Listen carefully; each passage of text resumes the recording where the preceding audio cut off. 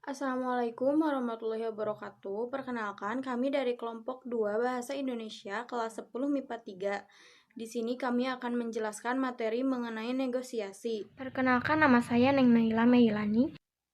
Nama saya Raisya Nur Qaimah. Nama saya Sirajidani Almarogi. Saya Harapi Maulana Nur. Perkenalkan, nama saya Anissa Fitriani. Saya Naya Mata Subrata. Perkenalkan, nama saya Dimas Paujan. Nama saya Lisa Isfatul Ilmi.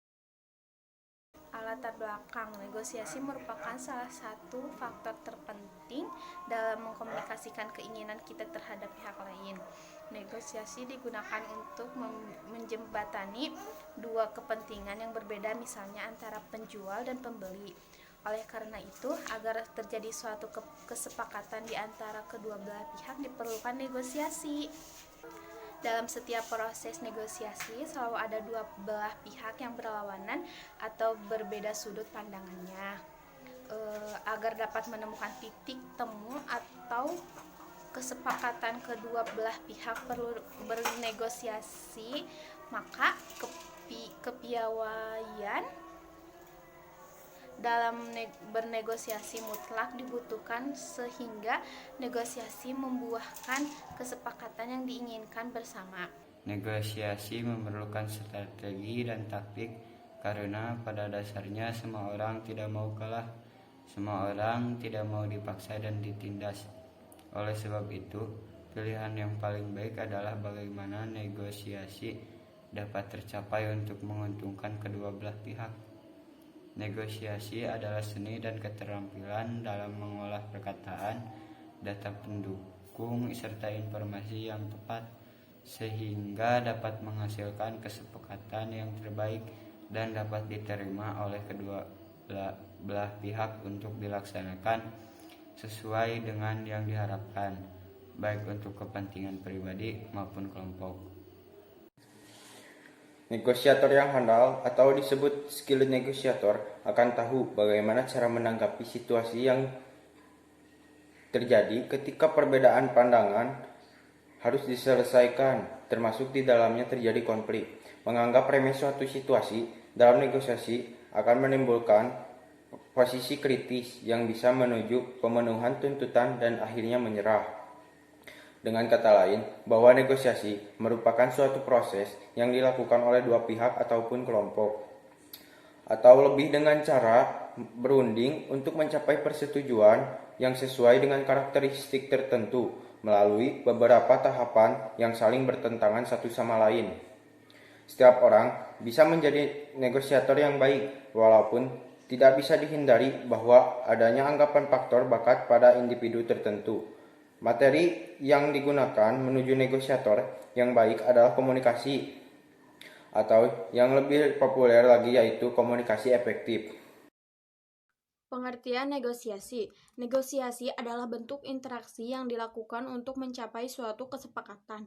Negosiasi biasa dilakukan di antara dua pihak atau lebih dengan kepentingan yang saling bertentangan dan berkehendak untuk memecahkan masalah yang dihadapinya bersama. Ciri-ciri negosiasi ada 5, yaitu yang pertama, bertujuan untuk menentukan solusi dan menjadi sarana penyelesaian masalah bersama. Yang kedua, menghasilkan kesepakatan atau perjanjian. Yang ketiga, menghasilkan penyelesaian yang saling menguntungkan kedua belah pihak. Yang keempat, memprioritaskan atau menitik beratkan pada kepentingan bersama. Yang kelima, memiliki tujuan praktis, yaitu sebagai media penghasil kesepakatan yang dapat diterima oleh pihak-pihak yang berkepentingan. Manfaat dan pentingnya negosiasi. 1. Keterampilan negosiasi yang baik membantu membangun hubungan karena tujuan adalah untuk menumbuhkan niat baik meskipun ada perbedaan kepentingan. 2. Keterampilan negosiasi yang baik memberikan solusi berkualitas yang juga bertahan lebih lama, bukan solusi jangka pendek yang gagal sepenuhnya memuaskan salah satu pihak. Ini karena memungkinkan Anda untuk membuat konsesi sedemikian rupa sehingga mungkin tidak terlalu penting bagi Anda, tetapi hal itu memberi pihak lain sesuatu yang sangat berarti bagi mereka. 3. Keterampilan negosiasi yang baik juga membantu menghindari konflik dan masalah di masa depan dengan membuat kedua belah pihak sama-sama puas tanpa hambatan komunikasi untuk masa depan. Karenanya, mereka bersedia bekerja sama lagi di masa depan. Struktur negosiasi antara penjual dan pembeli. 1. Pemenuhan merupakan bagian saat penjual memenuhi permintaan pembeli. 2. Penawaran, yaitu bagian saat penjual dan pembeli melakukan negosiasi. 3. Persetujuan, yaitu kesepakatan yang terjadi antara penjual dan pembeli. 4. Penutupan, berisi salam penutup. Jenis-jenis negosiasi.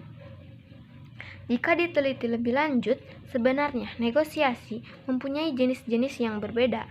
Perbedaan negosiasi ini terjadi dari adanya jumlah negosiator atau pihak-pihak yang melakukan negosiasi, keuntungan atau kerugian, serta situasinya.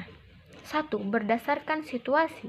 Bila dinilai berdasarkan situasi, maka negosiasi akan terbagi menjadi dua jenis, yaitu negosiasi formal dan negosiasi non-formal. 2. Berdasarkan jumlah negosiator. Untuk negosiasi yang dinilai berdasarkan jumlah negosiator, maka negosiasi akan dibedakan menjadi negosiasi dengan pihak penengah dan tanpa penengah. Negosiasi yang dilakukan dengan pihak penengah biasanya dilakukan oleh 2 atau lebih pihak negosiator, sehingga setiap keputusan dan proses negosiasi akan memerlukan pihak penengah yang sifatnya netral. Sedangkan negosiasi tanpa pihak penengah adalah kegiatan negosiasi yang dilakukan tanpa membutuhkan bantuan pihak dengan pihak penengah dan umumnya hanya terjalin antara dua pihak saja. 3. Berdasarkan keuntungan dan kerugian. Untuk jenis negosiasi yang dinilai berdasarkan keuntungan dan kerugian, maka terbagi menjadi jenis negosiasi kolaborasi, dominasi, akomodasi, dan laissez-faire. Jenis negosiasi kolaborasi adalah jenis yang melibatkan seluruh pihak untuk menyuarakan pendapat dan keinginannya, sehingga akan terjadi kolaborasi kepentingan dan keinginan untuk bisa mendapatkan solusi terbaik.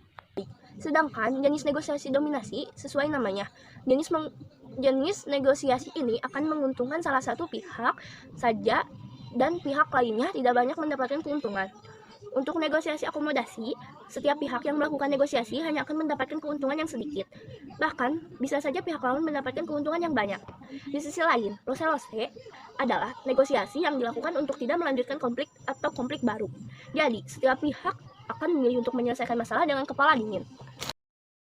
Negosiasi merupakan penyelesaian sengketa di luar pengadilan yang dilakukan oleh pihak yang bersengketa sendiri atau kuasanya, tanpa bantuan dari pihak lain, dengan cara bermusyawarah atau berunding untuk mencari pemecah dari pihak lain.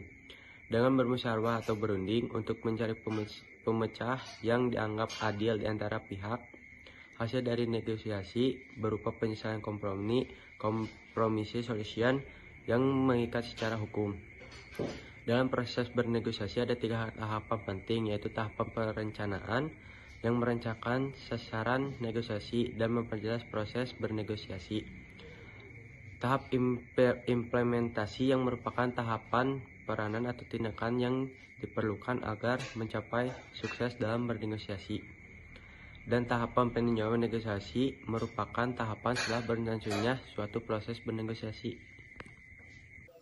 Selanjutnya, dalam melakukan negosiasi, kita perlu memilih strategi yang tepat sehingga mendapatkan hasil yang kita inginkan. Strategi negosiasi ini harus ditentukan sebelum proses negosiasi dilakukan.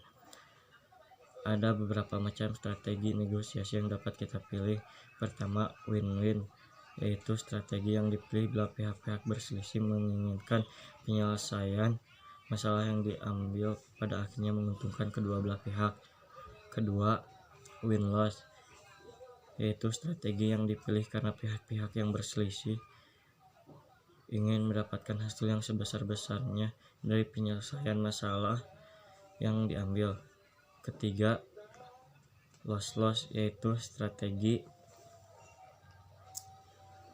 yang dipilih biasanya sebagai dampak kegagalan dari pemilihan strategi yang tepat dalam bernegosiasi.